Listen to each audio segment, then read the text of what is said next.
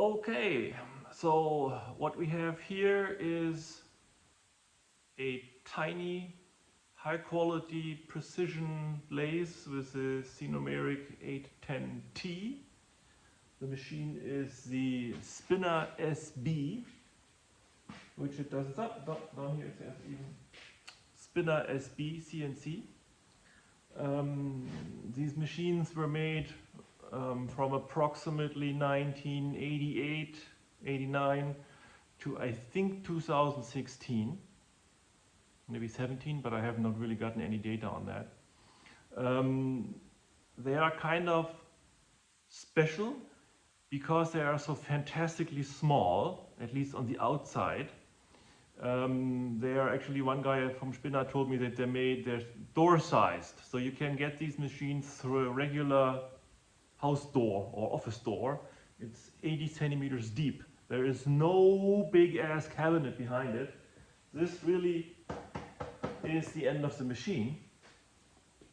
And I think the width is, without the servos, is 1.60 meters. So it is an extremely compact machine. The reason that they could do this is because I think they ignored all the electrical standards for the machine tool industry by cramming all the electronics and drives and everything into this cabinet here on the side. This was only possible because it has an air conditioning attached to it, which was sort of unusual in Germany at that time, and it was expensive, I guess, because Germany doesn't do much with air conditioning. Nowadays it's a bit more common, but this thing, everything is so crammed in there, it disregards all recommended distances between electronic components from the manufacturer. With which I mean that normally Siemens, when they sell you an amplifier, they will say, okay, this is the amplifier, but you gotta have at least 30 centimeters distance here, 30 centimeters here, 30 here, and 20 in the front. And that's why these other electrical cabinets and compartments and other machine tools turn out to be so huge. They need to have distances. And normally, if you take like a Deckel milling machine or the other machines I showed earlier, they do not have an air conditioning, and many of these machines rely on air circulating on the inside, going through an air-to-air heat exchanger, and all that requires fans and a lot of space. Now in this case, Spinner did away with all of that stuff, made everything really small and compact, and smashed an air conditioning on the side, which of course never works, because these machines are now, this one here is, 32 years old. So yeah, it's an R12 coolant air conditioning thing, so that ain't happening. I need to probably replace it. But of course the air conditionings are dimensioned in a way that if the machine is running full tilt, at full power, full acceleration, things will heat up. If you just do tiny little brass parts, nothing much will happen. But even though they are precision lathes and they're very small, they are also extremely fast and have a lot of torque, and so they're very, very sturdily built. I mean, this little thing weighs 1.7 tons approximately, and as a distinguishing feature on these machines, they were not only available with on the x-axis with a multifix, not only available with linear tooling, they were also available with a turret, and both with a normal turret, I think 8 and 12 station, depending on what you ordered. And it was also available with a turret with live tooling. So that's this one. And that is not so many of those. I would say that maybe 20% of the machines have a turret with live tooling, not so many. You could choose, if I understand correctly, between an 8-station turret with VD20 tooling or a 12-station turret with VD16 tooling. Now, VD16 tooling is very small, so an angle head is this thing here. This is an angle head. So if it would be any smaller, you could use it as jewelry, and certainly the price of the stuff is in the jewelry category. With all of this stuff, I got lucky on eBay.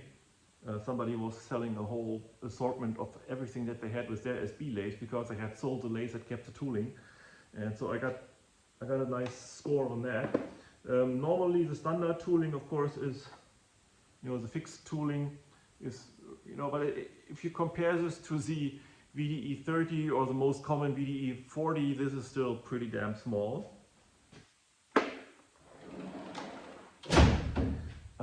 Yes, and now I think the SB, when it came out in the late 80s, you could already get it with the turret, with live tooling.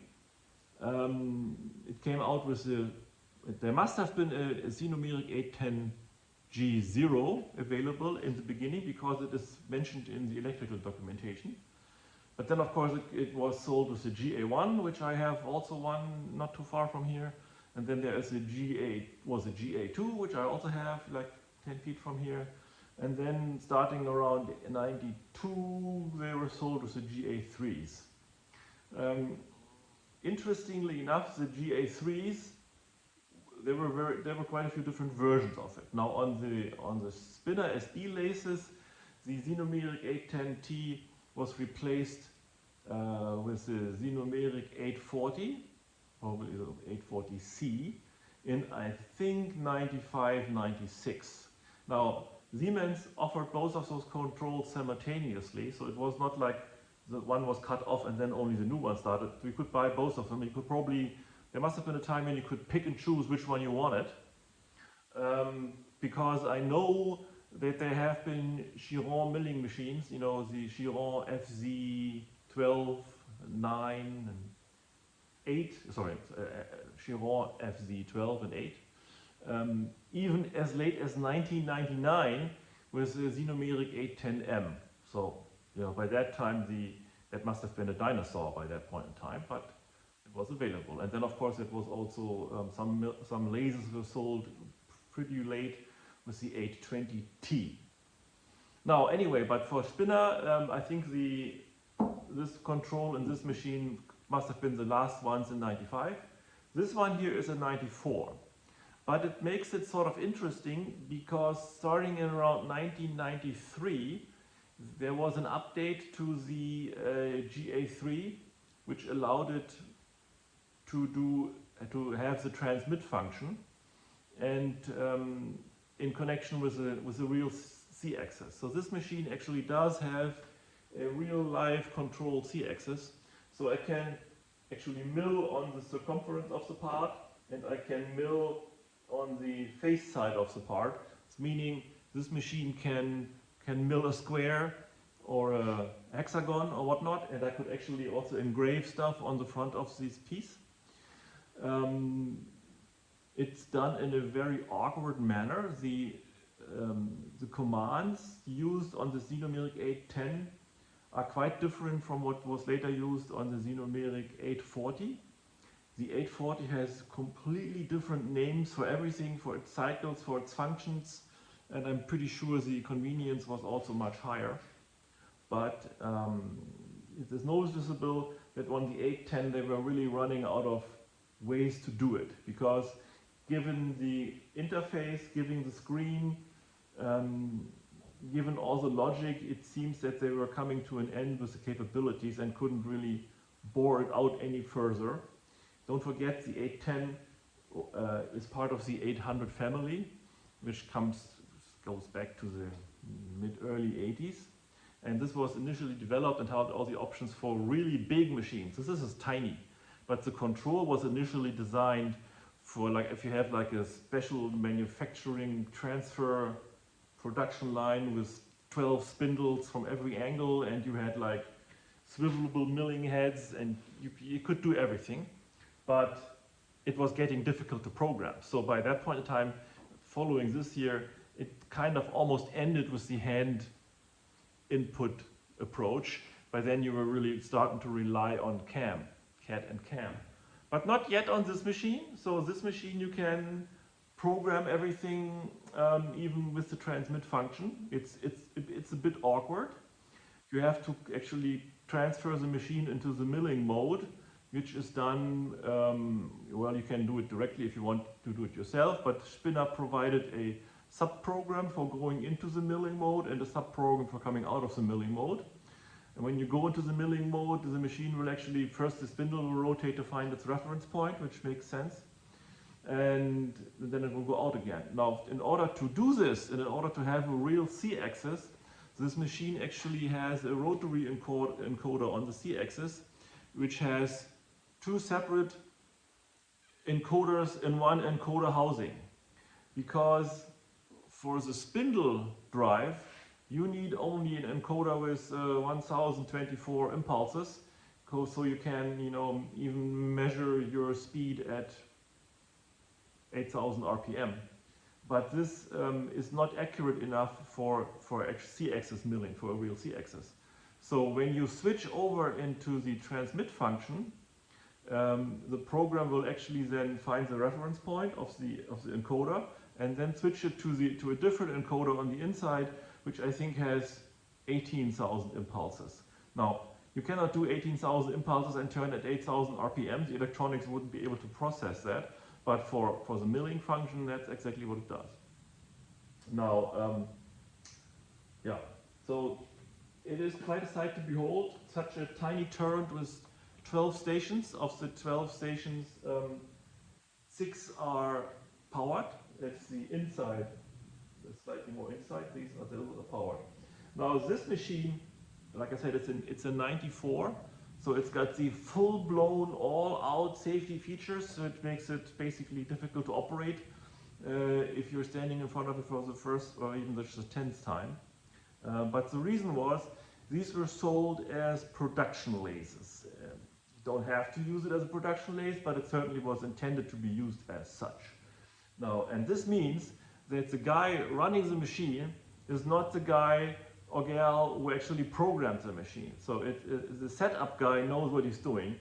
The button pusher may not necessarily know what they're doing. And for that reason, this machine was actually advertised, which was advertised as a feature, that it can be run completely from this panel.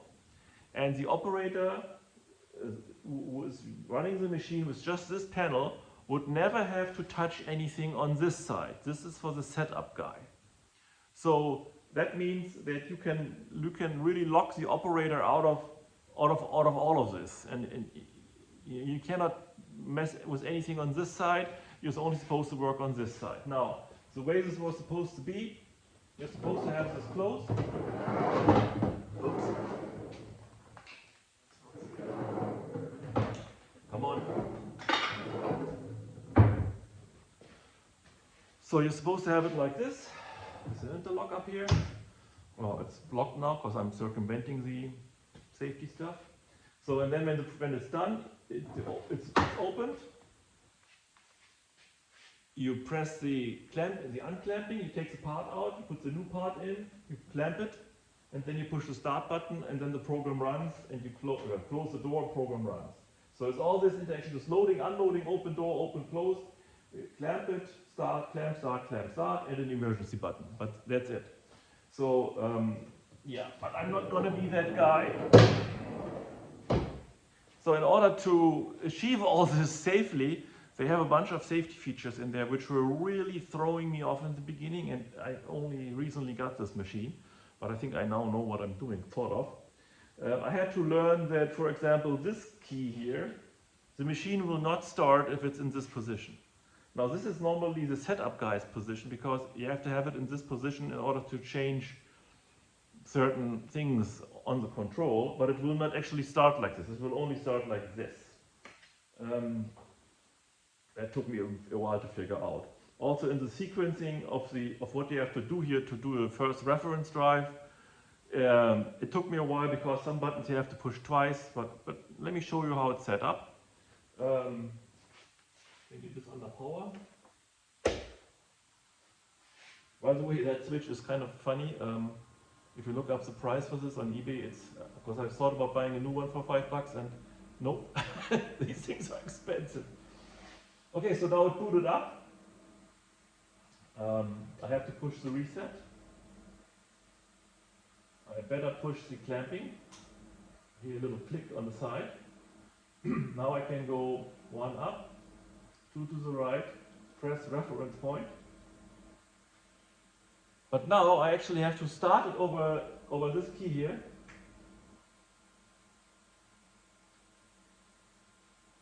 and now it doesn't do it. Why is it not doing it?